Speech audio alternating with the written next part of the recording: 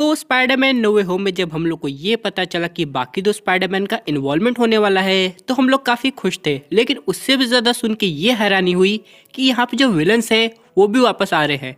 खासकर वो जो कि उस यूनिवर्स में ऑलमोस्ट ख़त्म से हो गए हैं, जैसे कि एल्फ्रेड मोलिना के डॉक्टर ऑक्टोक्टेवियस और विलियम डाफू के ग्रीन गॉब्लिन।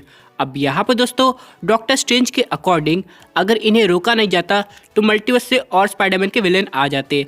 लेकिन इन सब के अलावा जैसे कि डॉक्टर स्ट्रेंज और क्लिया के बीच जो बातचीत हुई थी, जहाँ पे हम लोग को ये पता चला है कि मल्टीवर्स में इनकर्जन काफ़ी खतरनाक तरीके से हो गया है, यानी कि एक वर्ल्ड दूसरे वर्ल्ड में कोलाइड होने की कगार पे आ गया है और उन्हें मिलकर ठीक करना है। तो यहाँ पे black panther Wakanda for ever देखने के बाद एक गजब की फैन थ्योरी आ रही है जो आज हम लोग समझने की कोशिश करेंगे और जानेंगे ये किस हद तक सही हो सकती है। दोस्तों कंप्लीट वीडियो को स्टार्ट करने से पहले आप लोग कर दीजिए वीडियो को लाइक और कमेंट करके बताइए आपके हिसाब से ब्लैक पैंथर का बेस्ट विलन कौन था, एरिक किलमॉन्गर या फिर नेमर। साथ ही साथ जो लोग मेरे चैनल पर नए, मेरे चैनल को सब्सक्राइब करके हमारी कॉमिक बुक टॉक्स फैमिली का हिस्सा बन जाइए। तो दोस्तों हम लोग शुरुआत करते हैं बिल्कुल नई अपडेट से। अब सबसे पहले हम लोग यहाँ पे समझ लेते हैं कि ये ध्यान फैंस के माइंड में क्यों आया, और मैं यहाँ पे क्लियर करना चाहता हूँ ये फैन थ्योरी है ये काफ़ी औसम हो सकती है और एक तरीके पे सही साबित हो सकती है। तो यहाँ पे आप लोग ने देखा होगा शूरी को जो कि नेमर के साथ गई थी समुंदर के काफ़ी अंदर, जहाँ पे बिल्कुल अंधेरा था, और वहाँ नेमर ने शूरी को ये बताया था कि उसने उनके लिए खुद का एक सन बना लिया। अब यहाँ पे दोस्तों अगर हम लोग बात करें नेमर की तो उसकी एज काफ़ी है, यानी कि वो काफ़ी पुराना बींग है एक तरीके से। लेकिन दोस्तों यहाँ पे सवाल ये आता है आखिरकार उसके पास ये सन आया कहाँ से और इसे टेक्नोलॉजी ऐसे कैसे उसने ईजाद की। तो यहाँ पे डॉक्टर ऑक्टोक्टेवियस जो कि यहाँ पे स्पाइडरमैन 2 में ऐसा ही सन बनाने की कोशिश कर रहे थे, बाद में जब उनकी डेथ दिखाई जाती है तो जो सन है वो हम लोग को पानी में डूबता हुआ नजर आ रहा था, लेकिन तब भी वो जल रहा था।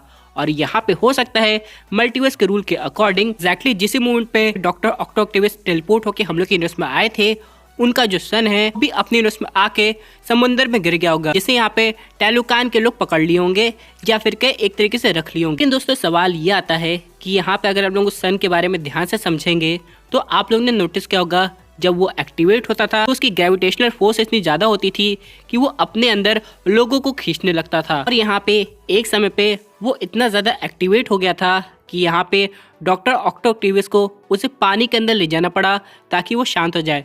तो जाहिर सी बात है वो जो सन है उसकी एक प्रॉपर्टी है कि अगर वो पानी के अंदर जाएगा तो रोशनी के अलावा वो ज़्यादा कुछ नहीं कर पाएगा। लेकिन हाँ, पानी के अंदर भी जलता सूरज किसी खूबी से कम नहीं होगा। अब यहाँ पे वकांडा फॉर एवर में हम लोग ने उसे थोड़े दूर से देखा था, अगर पास जाते तो हम लोग को थोड़ा और यकीन हो जाता शायद ये वही है, क्योंकि इसके पीछे की टेक्नोलॉजी भी नेमर के हाथों लग सकती है या फिर रीज़न कुछ और हो सकता है। बात करें अगर हम लोग इनकर्जन की तो यहाँ पे ऐसे और भी कंपोनेंट आ सकते हैं दूसरे मल्टीवर्स से जो कि अपने यूनिवर्स में आके बस गए हों। और ऊपर से दोस्तों यहाँ पे अभी मल्टीवर्स ठीक नहीं हुआ है, जिसका सबूत है हम लोग की मोबियस मूवी, जहाँ पे जो अपना वल्चर है वो किसी और यूनिवर्स में टेलीपोर्ट हो गया है। अब देखते हैं कि इसके पीछे का राज क्या है, लेकिन जो फैन थ्योरी थी ये सही में काफ़ी ज़्यादा ज़बरदस्त थी। अब चलिए बात कर लेते हैं हम लोग अपने अगले अपडेट की, जो कि आ रही है अपकमिंग मार्वल टीवी सीरीज से।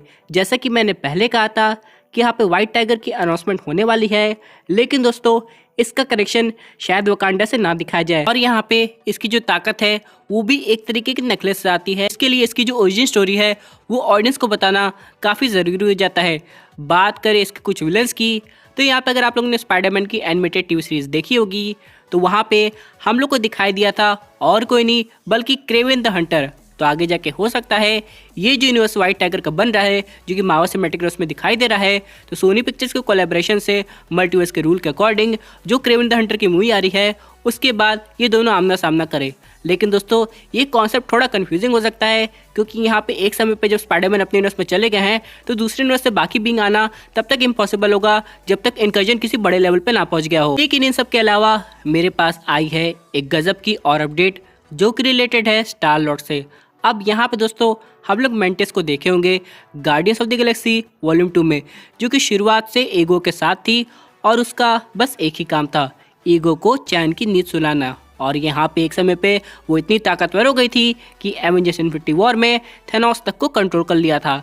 लेकिन यहाँ पे जो फैन सोच रहे थे वो सही साबित हुआ। जब आप लोग ने नोटिस किया होगा एक वो स्टार लॉर्ड को बता रहा था उसकी कहानी कि कैसे उसे एक परफेक्ट ऑफस्प्रिंग चाहिए था, जिसके लिए उसने कई प्लैनेट पे जाके अलग तरीके के काम किए थे। और यहाँ पे दोस्तों हम लोग को एक एलियन ऐसी भी दिखाई दी थी जो बिल्कुल मेंटेस जैसी लग रही थी, और यहाँ पे फैंस ने उसे पकड़ के इस बात को साबित करने की कोशिश की थी कि यहाँ पे मेंटेस और स्टार लॉर्ड एक दूसरे से कनेक्टेड हो सकते हैं, यानी कि भाई बहन।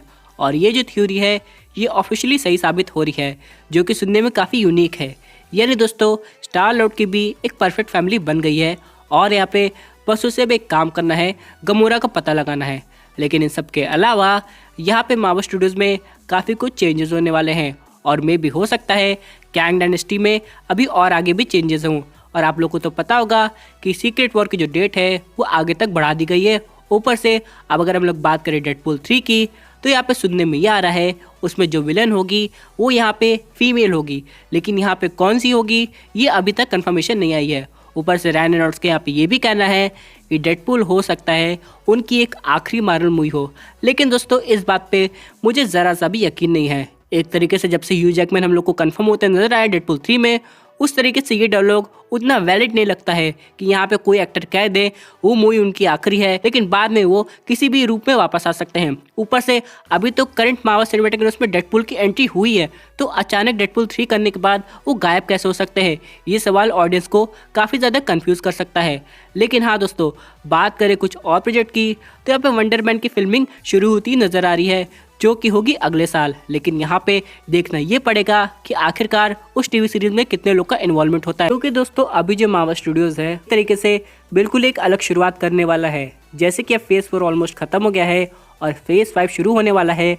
और मार्वल स्टूडियोज के फेज 4 की बात करें तो यहाँ पे कुछ मूवीज धमाल मचाई थी और कुछ उतनी भी खास नहीं थी। एक साथ दोस्तों बात कर लेते हैं अपने एक आखिरी अपडेट की, जो कि आ रही है कियानू रीव्स की तरफ से। यहाँ पे सुनने में ये आ रहा है कि कियानू रीव्स के पास एक नहीं बल्कि कई मार्वल प्रोजेक्ट्स अप्रोच हुए थे, उन्होंने बहुत से प्रोजेक्ट को डिक्लाइन कर दिया था। वैसे अगर हम लोग उनकी मन की बात जानने की कोशिश करेंगे तो उनके अकॉर्डिंग उनका जो फेवरेट कैरेक्टर है वो घोस्ट राइडर है, और वो उसी का रोल प्ले करना चाहते हैं।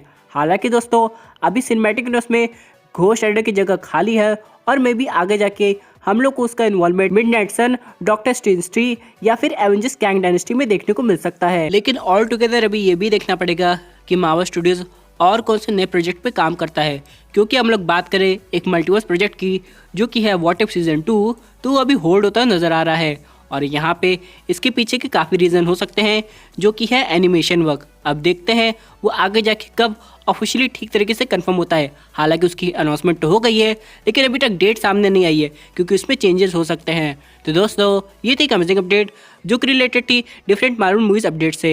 आई होप आपको ये वीडियो पसंद आई होगी। बस आपकी क्या इस पर्टिकुलर टॉपिक पे अपनी व्यूज जरूर कमेंट कीजिए। और दोस्तों अगर आप ऐसे सुपर हीरो कंटेंट एंजॉय करना चाहते हैं तो हमारे चैनल को सब्सक्राइब करके हमारे सुपर हीरो फैमिली का हिस्सा बन जाएगा।